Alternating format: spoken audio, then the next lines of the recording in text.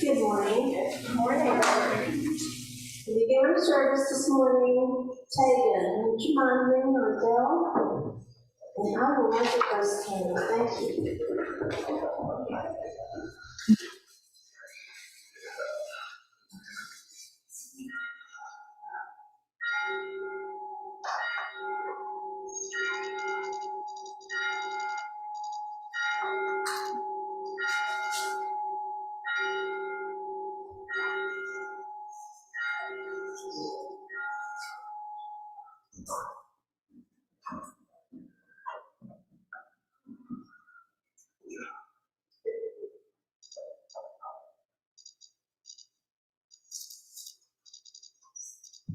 Thank you, dear. At Unity, we ring the bell and light our candle to remind ourselves of that Christ spirit that we each carry within us. And if you would, please speak with me our opening statement. You'll find that on the inside of your bulletin. And we'll say it together. There is only one presence and one power in the universe and in my life, God, the good, omnipotent. Now let's just take a moment and breathe that wonderful thought within as we become centered this morning in the sacred space.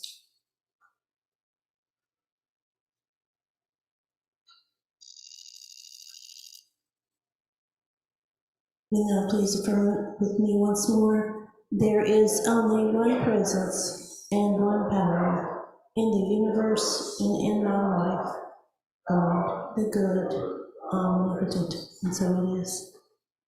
Our songs this morning will be led by Doug and Broadnote. Please welcome Doug. Thank you, Doug. Accompanied by Jeff. Thank you so much. So if you'd like to stand, we'll do Surely the Presence.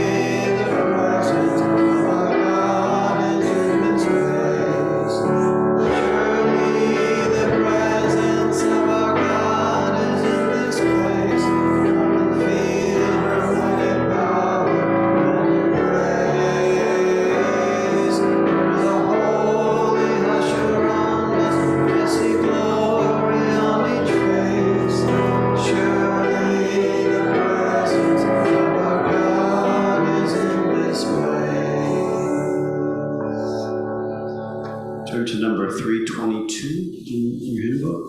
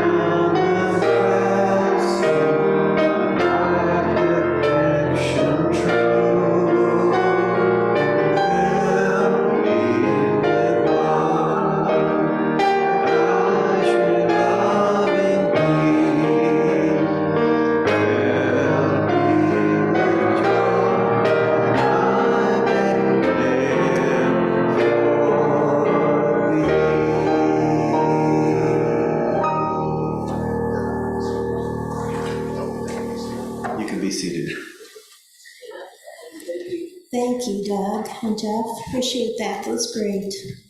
Good morning. So nice to see everyone this morning. Welcome to Unity of Kanawha Valley. I don't see any first-time visitors, but Alice got her hair cut, so she looks brand new. We're glad you're here. Okay, our announcements today, of course, after church, we have a Zoom service, so if you like to attend that, you know how to get on. I'm sure the link is right here in your bulletin if you need to find that. Book study group is continuing Thursdays at 8 p.m., and it's also on Zoom. I think Sky leads that. Tuesday, September 26th, Barbie's Unravel group meets here at Unity at 5:15. And you can read about that in your bulletin. It talks all about it and how to get a hold of Barbie if you'd like to join in. And the Woody Holly concert series is back. Woo-hoo! And it'll be coming right up. So I guess that's 2 Saturdays from yesterday at 7:30. And this time it will be the West Virginia Songwriters in the Round. Ron has done this before, and it's always a great event full of energy. And all the performers are listed here in your bulletin. There's going to be a bunch of them. It'll be a rousing performance, so come out and join in for that. And then later on in the month, October 29th to be exact, our annual meeting and potluck lunch will be on Sunday, the 29th. And you need to renew your membership to vote on new board members, and there are membership applications there in the pew when they tell you what to do.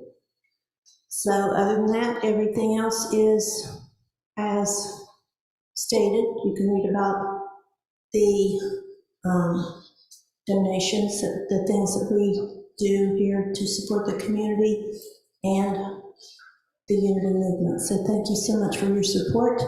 And we will have David now for the welcome.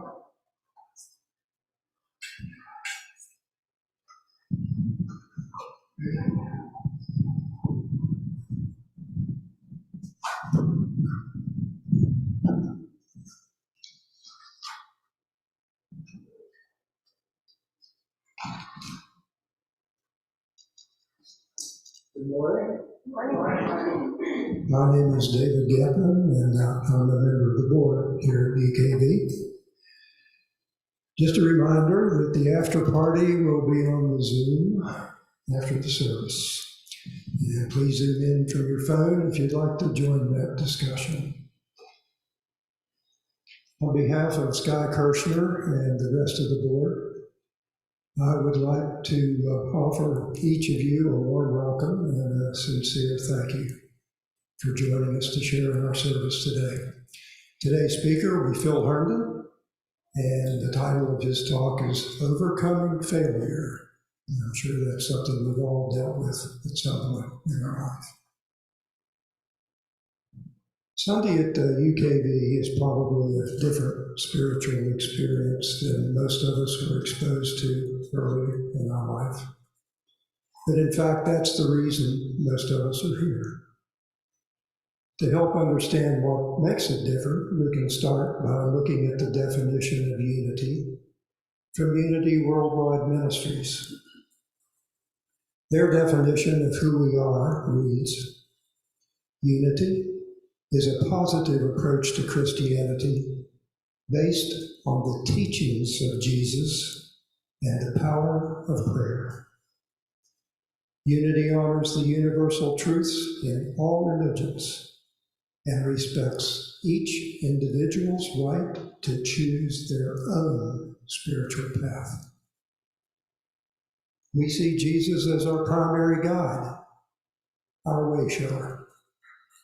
If we live by his teachings, such as love your neighbor as yourself and do unto others as you would have them do unto you, we will be guided on a path that affirms the spiritual wisdom and universal love for everyone and everything, which is the foundation for our own inner peace and more broadly for world peace.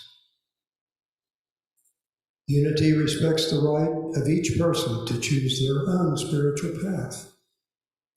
We assemble here on Sunday as a group to support each of us individually as we go on our own unique journey.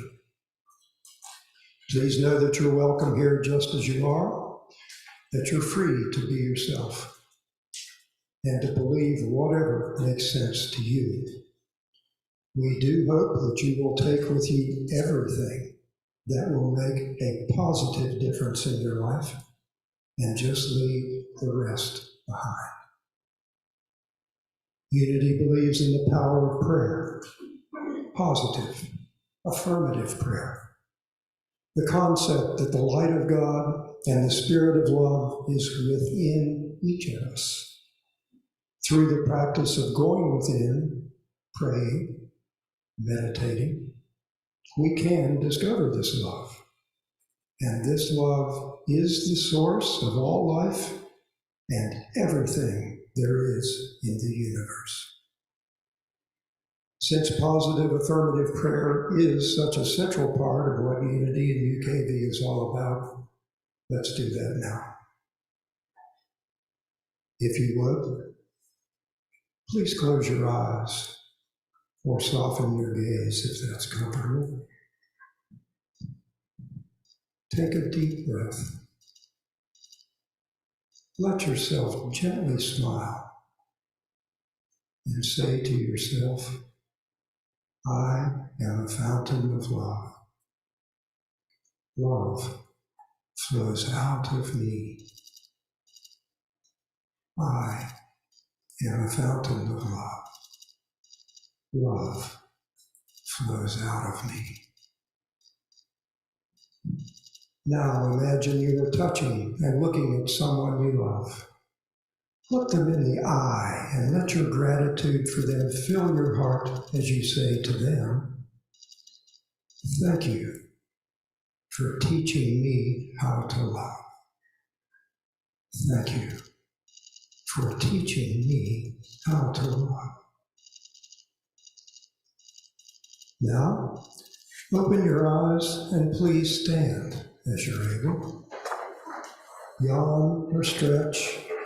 We won't balance, but turn to someone nearby or find someone sitting alone. Go over to them, greet them, and say, thank you for loving me today. Thank you for loving me today.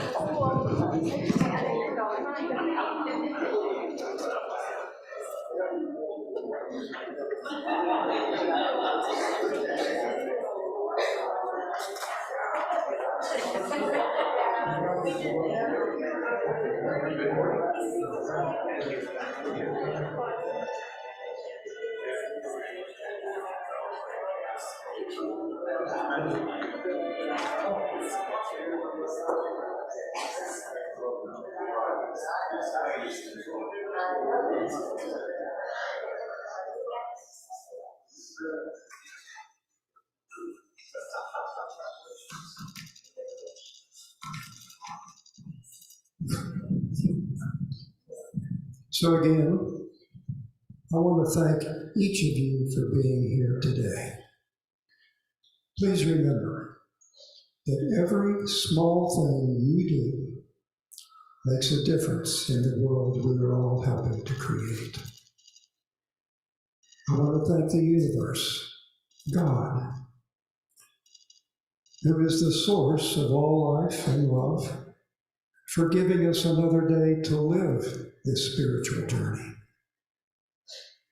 I'd like to thank everyone who's made this service possible, which is basically everyone.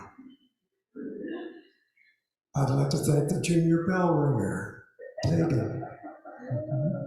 She disappeared. Thank you, Tegan.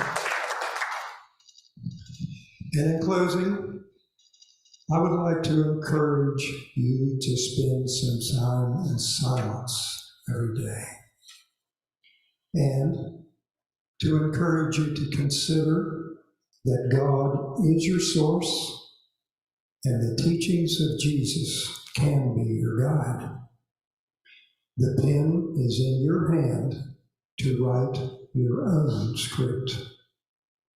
A new day is dawning for us all. And now I'd like to invite today's prayer chaplain, Sharon Mullins. David, first, we'd all like to thank you for painting Dead Man's Herd. Thank you. That's about the only artistic endeavor I've ever taken on.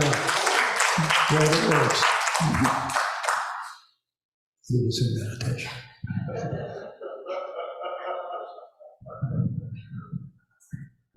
Good morning. I am serving as the prayer chaplain today, and after the service, if you would like to share a beautiful prayer with me, I'll be standing up here on the platform, and I would love to pray with you.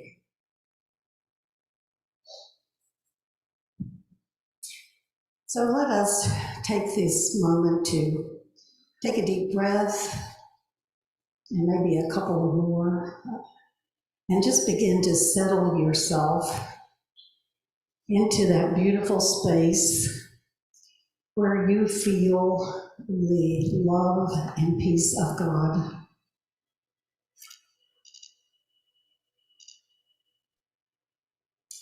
And just change your focus and go down to your heart space where that love of God is waiting to surround you.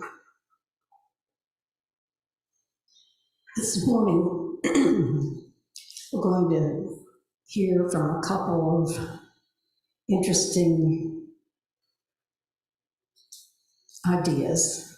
The first is the 23rd Psalm, perhaps a little differently than you're used to hearing it. Oh, my beloved, you are my shepherd. I shall not want. You bring me to green pastures for rest and lead me beside still waters, renewing my spirit. You restore my soul.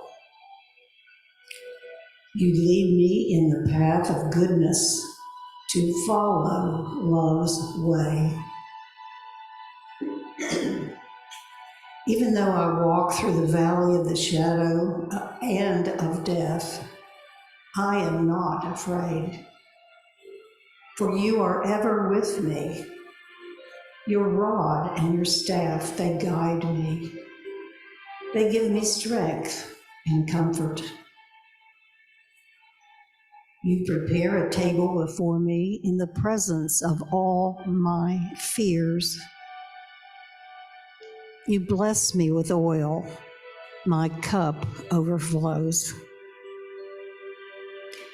Surely goodness and mercy will follow me all the days of my life, and I shall dwell in the heart of the beloved forever. Amen.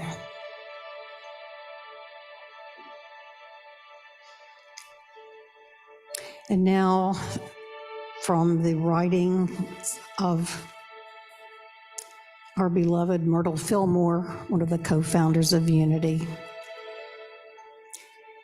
And this meditation is called Helping Others.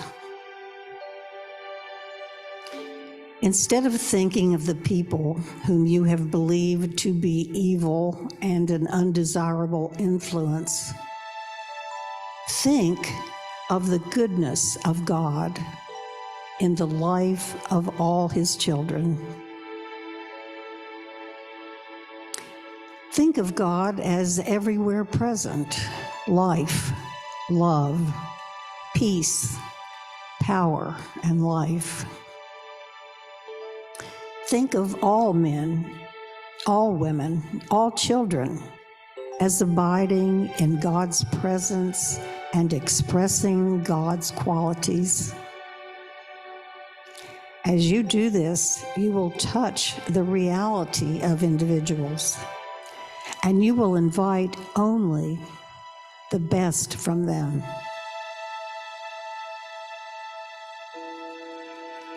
Spirit will respond as you expect it to, for the Spirit of God is in every person.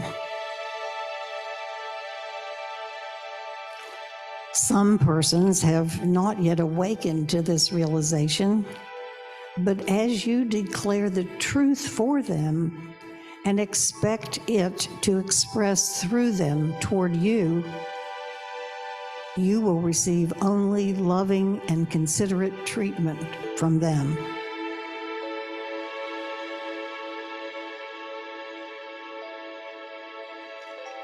As you read these explanations of the way in which a soul may lay hold of its inheritance from God and exercise its God-given freedom in the endeavor to develop and use its powers, pray for more light to enable you to see how precious these individuals are and how important it is that we all have freedom to correct our mistakes.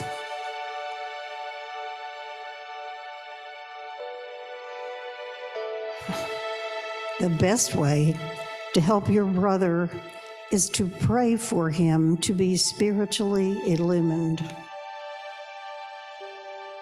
Then, if he has come to a place in his soul development where he is ready to accept truth, he will have the understanding and desire to seek the indwelling Christ.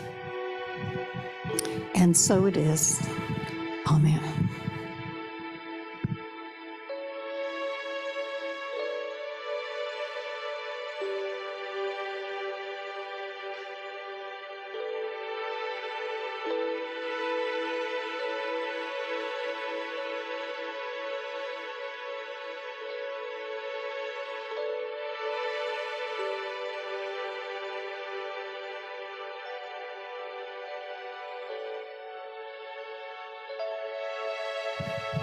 The daily word for today, Sunday, September 24th, 2023, is healing.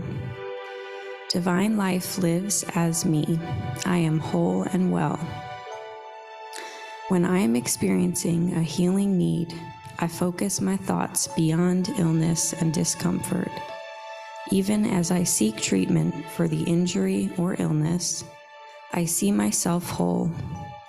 I remember that I am created in the image according to the likeness of God. I know my life is God's life, living as me. Divine life fills every cell, strengthens every muscle, bone, and organ, and quickens every nerve in my body. It restores perfect order to all my body's functions, releasing and replacing anything unlike itself. When someone asks me to pray with them, I do not ask about their symptoms or circumstances. I affirm the healing activity of divine life in each one with whom I pray. I see them as the spiritual beings they are, whole and well. In him was life, and the life was the light of all people. John chapter 1, verse 4.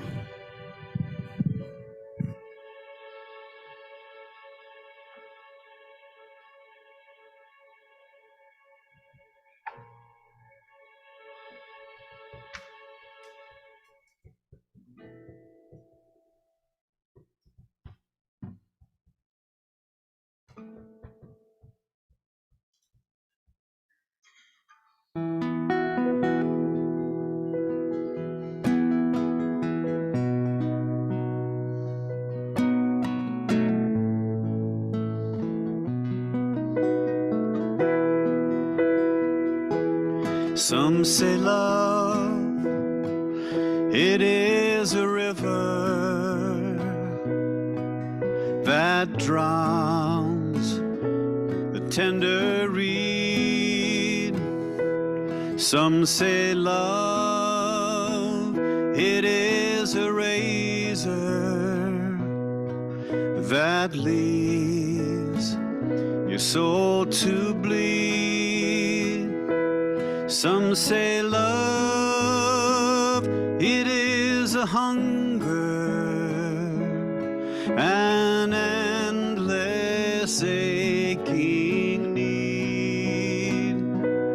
I say love, it is a flower, and you, its only seed. It's the heart afraid of breaking that never learns to dance. It's the dream afraid of waking that never takes the chance. It's the one who won't be taken, who cannot seem to live, and the soul afraid of dying that never learns to live.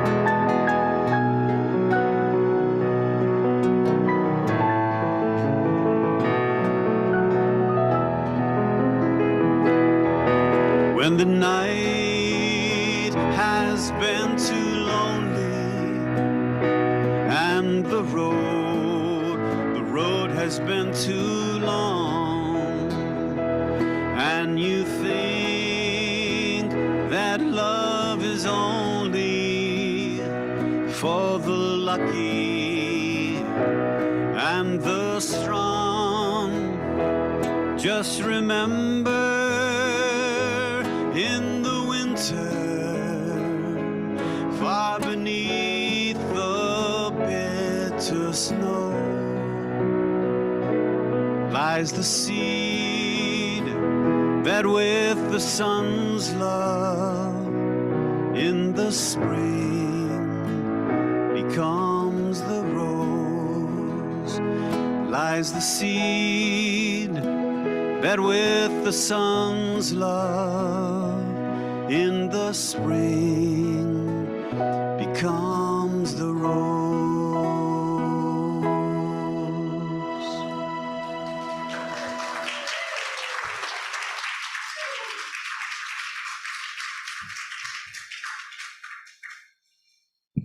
Thank you, Doug and Jeff. Doug, your voice is so beautiful, and you did that song it was wonderful. I've never heard that arrangement, kind of an up-tempo thing, but it's so pretty. Thank you. Appreciate that.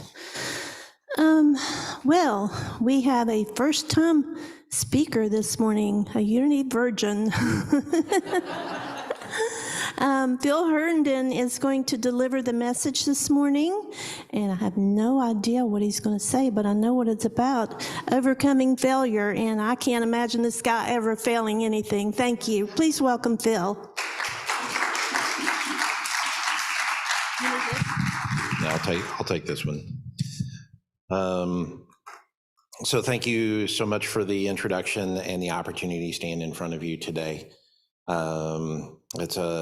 I had spoke with Sky, it was only a week ago, and I said, I've seen a few things in my life and I would like to share with the group. And he was like, well, I'll look at the schedule. And then he shot me an email 2 days later. He's like, how about this Sunday? So we got to, I had to get my stuff together.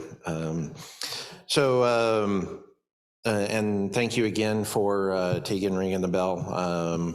I know it kind of goes back and forth between her and Violet, so I'm always grateful to watch the joy when she bounces down the aisle there.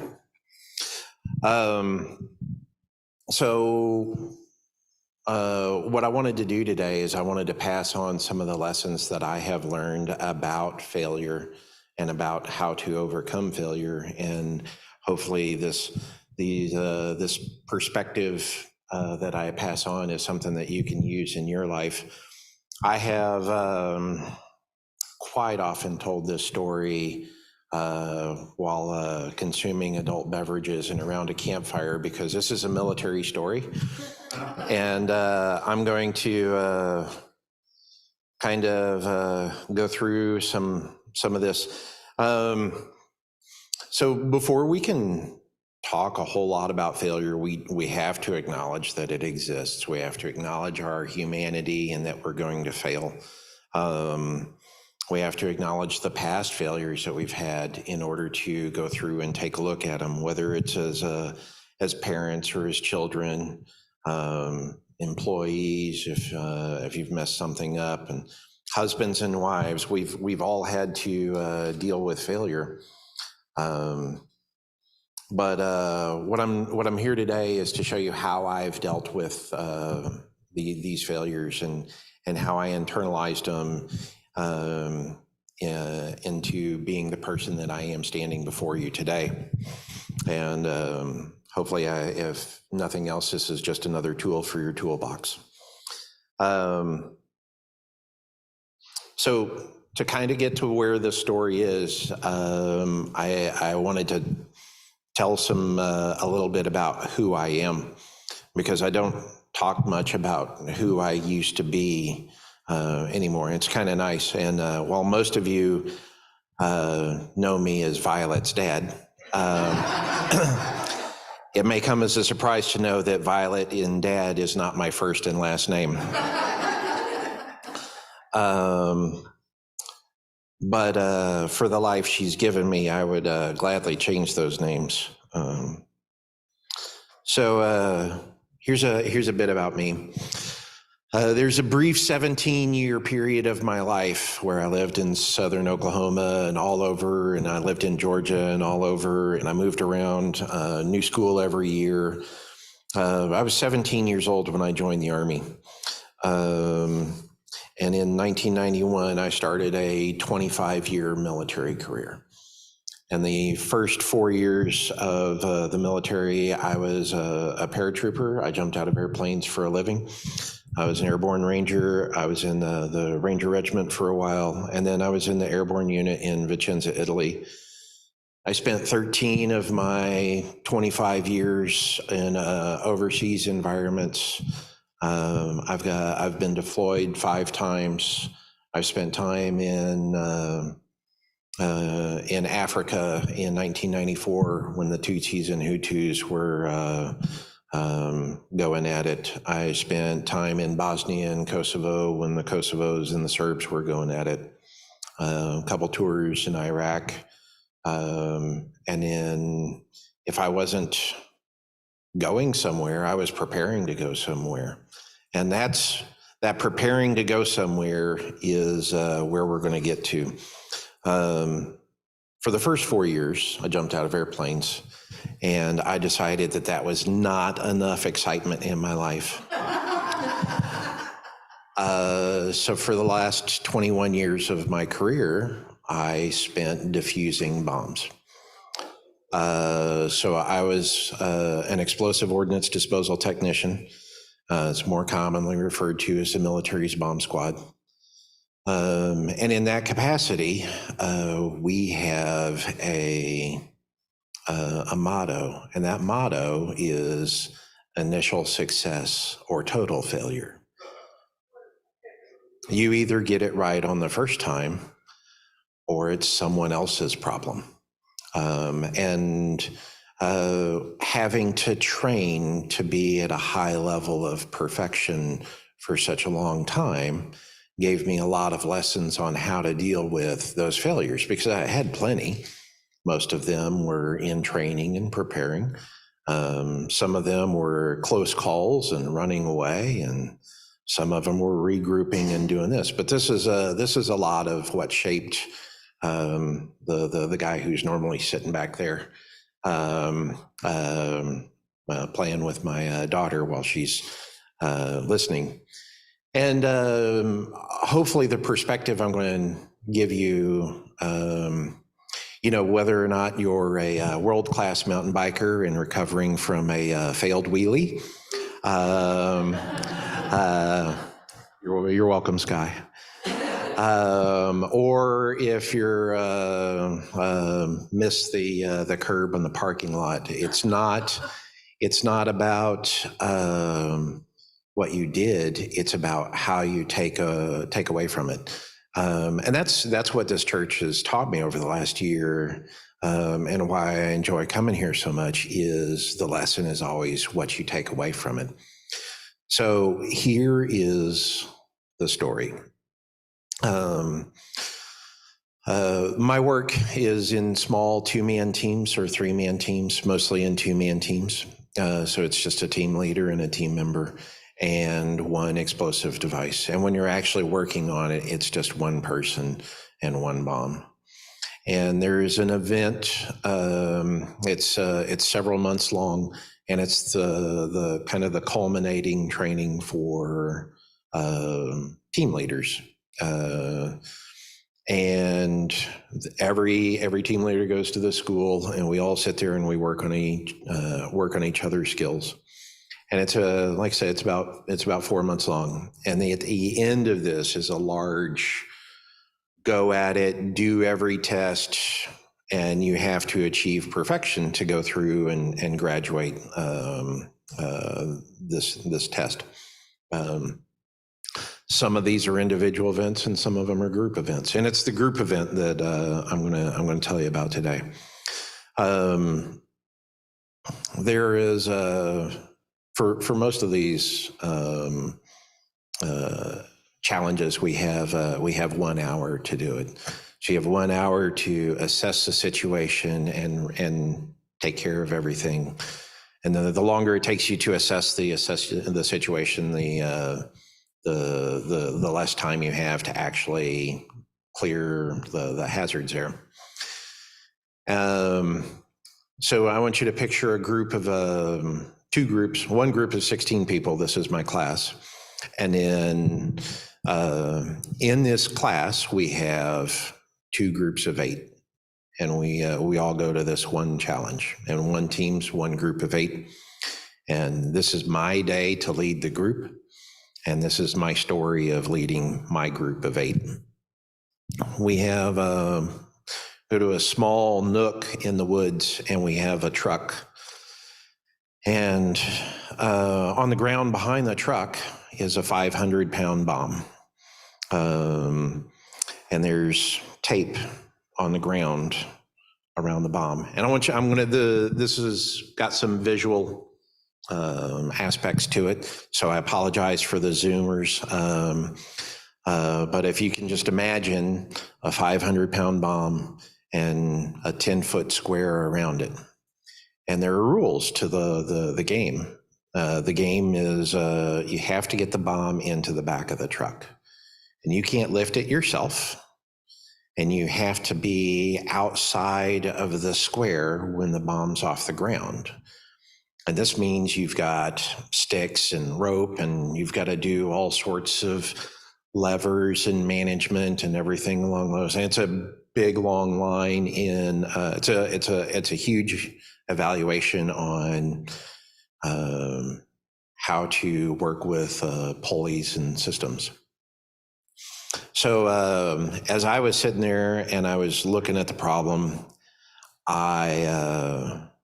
we just started staring at it, and we just kind of sank into it, and we tried every single idea, and all we were doing was standing there talking about ideas.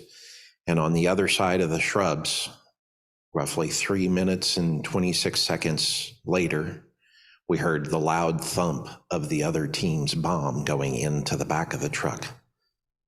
They were already done. They had set the record of the fastest time in the history of the school.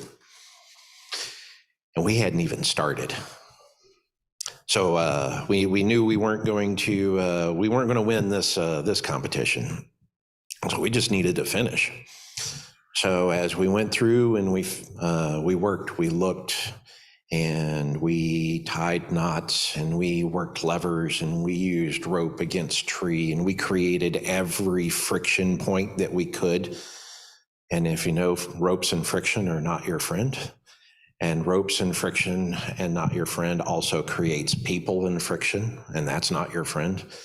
And all we did was sink, and we failed, and we sank, and we failed. And what problem that I had an hour to succeed on, 4 hours later, they brought us food because we were going to miss food because we were still not done. And we just still couldn't get it done. We had just, as a team, we were failing horribly.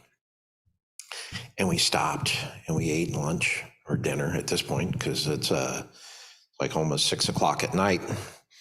And we sat there, and I sat on my own because I was the one that was leading us through this mess.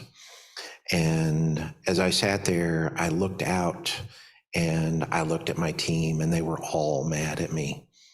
And I was mad at myself. And the other team is laughing and joking, and they're actually starting to get upset because now they're missing food. And they've been laughing and joking and wasting their time for the last 4 hours because I just couldn't get it done. So we finally get everything together, and we go back out there, and we set a plan in motion, and we go in and we tie all our knots, and we get it right, and we get everything, and we finally get the bomb into the back of the truck because it's not, we can't walk away from this problem. We can't leave it for someone else. We have to take care of it. So I finally succeed. And that is when the real shame set in, because the answer was so easy that it should have been what we did to begin with. And as we went through and worked on this, now that we're finally done and I'm not taking my test, now is when the real bad feelings start. So now is when they're openly making fun of me, and they're calling me dumb, and they're calling me an idiot, and they say I have no business leading a team. And now I'm really looking at failure. And, I'm looking at not passing this test. I've got to go, and it's a small community. We all know each other. So this story's gonna spread across the career, and I'm going to be embarrassed with this for the last time. And finally, this one guy comes up to me. He says, I just can't believe how dumb you are. And because this is how we talk to each other in the military. This is just, I see the jaws kind of go down a little bit there. This is an Army story, so because sometimes that's just how we motivate each other. And it was the final kick. And what I said next, it was just instantaneous. So what I said next may have been one of the most arrogant sentences I have ever said in my life. And I said, I know more than all of you and your team combined. And they sat there and they were taken aback because I was serious too. Because in that moment, I had realized that I did. So then now I have uttered the most incredulous sentence they have ever heard. Here's a guy who failed over and over and over again, and he has the nerve. I had to find the right word there. He has the nerve to say that he knows more than they do. And so they all gathered around and said, tell me how this works. And I said, it's easy. I said, you only know one way that works. And I know 30 ways that don't. And that is how I changed my philosophy immediately about how I looked at my failures. My failures are not always failures. It's just a way to internalize how we have made mistakes and how we overcome from mistakes. Because all of my failures, I've almost never made the same mistake twice. I've made a lot of mistakes. I know a lot of things because I've made a lot of mistakes. And I've always gone back through and fixed it. And I've always gone back through and done it. I know how to succeed, but I also know how to fail. And I know how to recover from failure. And that's a very important part in how we look at the mistakes in our lives, because it can weigh you down to a point where you just can't get through it. It'll bog you down. You just don't know what's going on anymore. And all you have to do, and I say this, all you have to do is just take a step back and take that breath and think about it. And it doesn't always have to come from you. You don't have to be the source of this knowledge.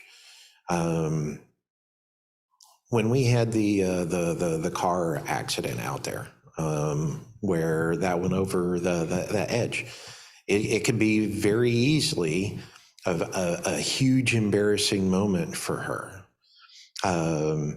But it could also be a moment where we realized how we came together as a church and went out there and solved this problem for one of our friends and one of our family members here today. And that the lesson learned is there are people that we can rely on when we do make mistakes. So however you internalize these issues, when Sky realizes that he can't do wheelies in rough terrain environments and near trees, but maybe he just learns that he can do them in open environments and parking lots. That's the lesson that I kind of wanted to help you just kind of, it's about how you internalize that failure and how you come back through on the far end of it. This particular training event happened in 2002. I was a very, very young soldier, and some of my hardest years were ahead of me. I still had 2 tours in Iraq. I had, I was on Madeleine Albright's security detail when she went to North Korea.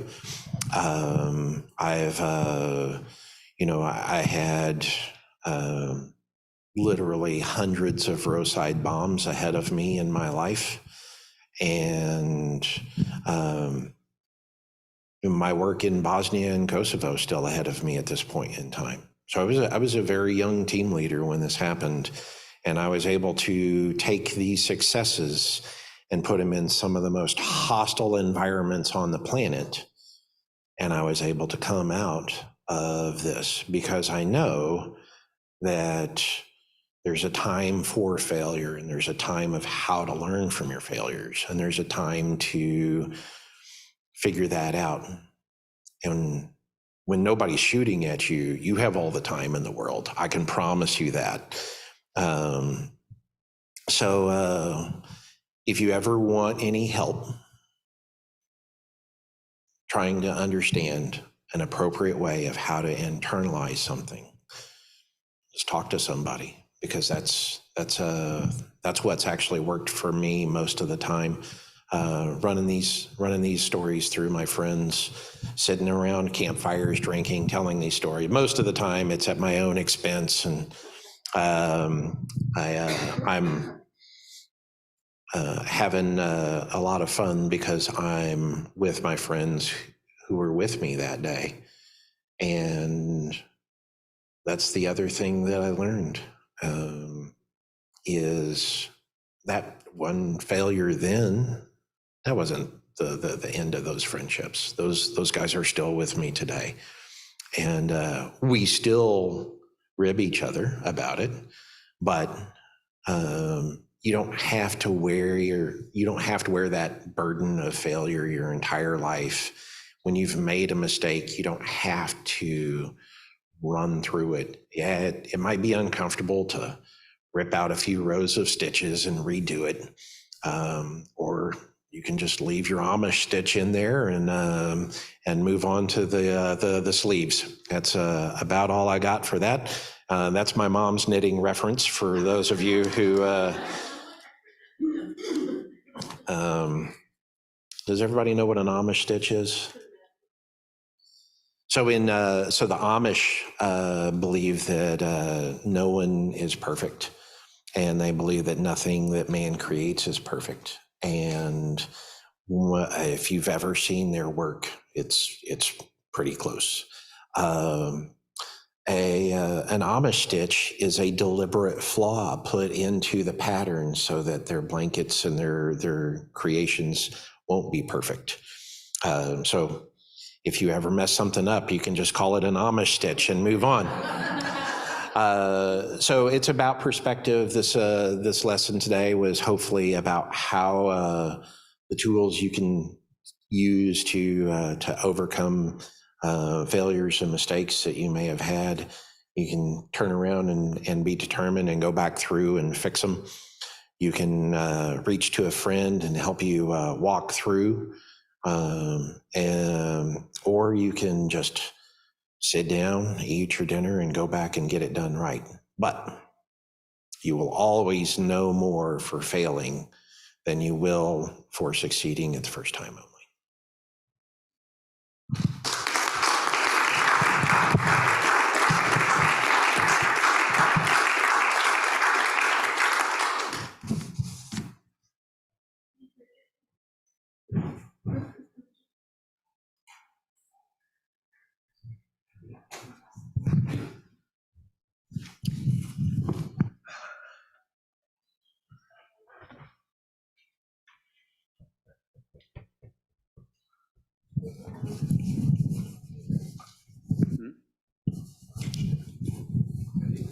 Hi. Let us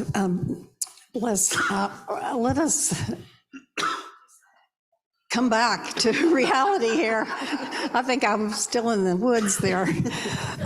Let's say our blessing together. Divine love moving in and through me blesses and multiplies all that I have, all that I give, and all that I receive. I give in love. I trust God, and I am grateful.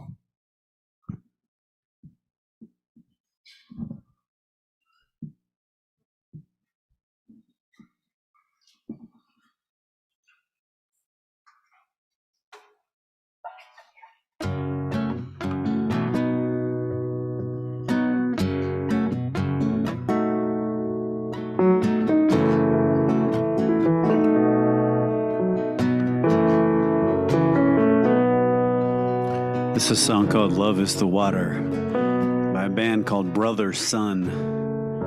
You can find it on YouTube. I used to have a band called the Brother Sisters. Somebody brought this song to us and said, hey, the Brother Sisters should cover this song by Brother Sun. This is the slightly less rockish version.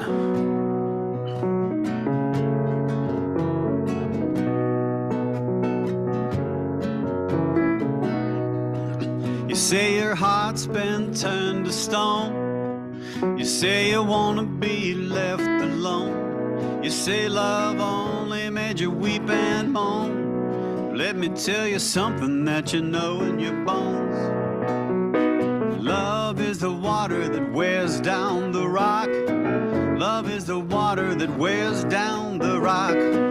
Love is the power that won't be stopped. Love is the power that won't be stopped. You say your soul's like a dry riverbed. Stop waiting for the water. Long ago you said you better pray all night for the rain instead. 'Cause love comes like a tidal wave over your head. Love is the water that wears down the rock.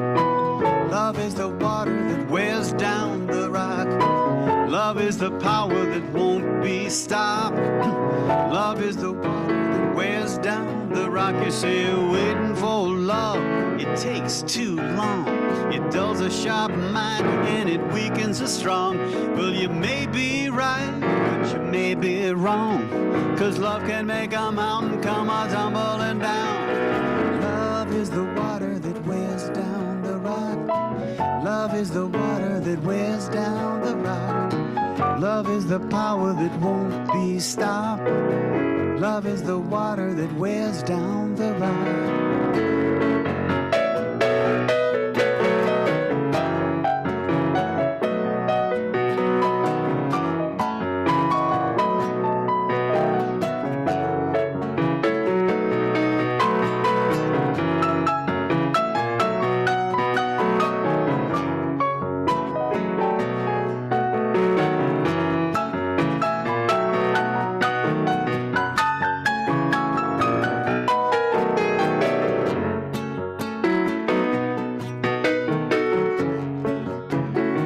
Kind of church where you can get a little funky.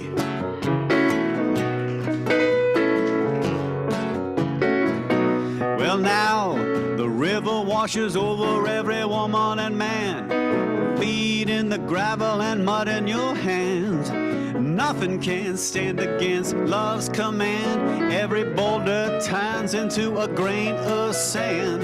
Love is the water that wears down the rock. Love is the water that wears down the rock. Love is the power that won't be stopped. I'm saying love is the water. Yeah, now love is the water. Yeah, now love is the water. Love is the water that wears down the rock. Love is the water that wears down the rock. Love is the power that won't be stopped. Love is the water that wears down the rock. Love is the water. Love is the water.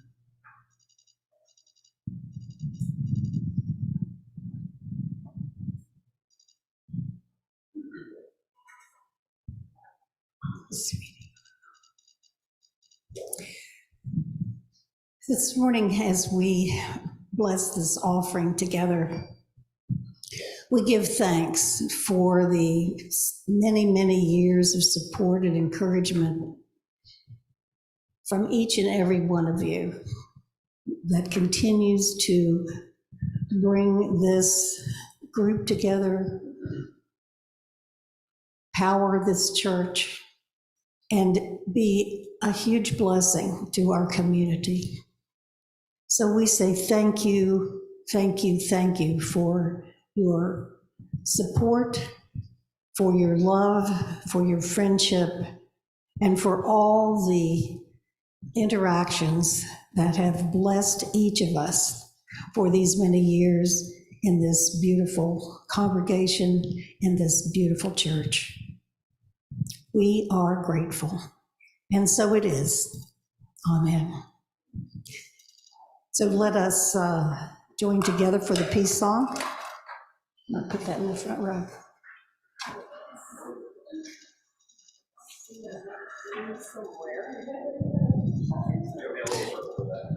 Do we have any birthdays to celebrate today? Anyone have a birthday? Amy, what? Oh, fantastic. And Kim, what did you say, honey? My daughter's birthday is Thursday. Okay, all right. Happy anniversary and happy birthday.